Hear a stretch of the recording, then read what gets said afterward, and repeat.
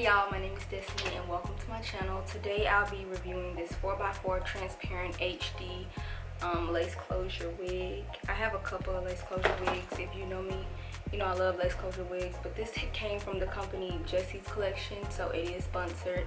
All of the details will be in the description box. Make sure you follow me on all my social media platforms, and here comes the video. I also did an unboxing, and oh, here comes the video. Did y'all just see that?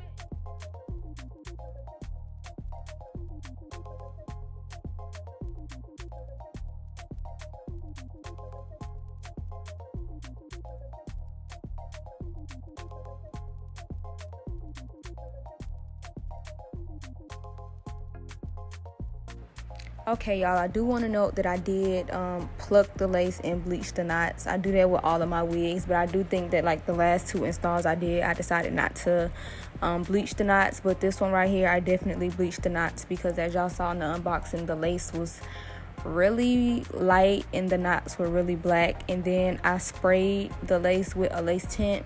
If you want to know what lace tint it is, I'll have it in the description box because I forgot to show it.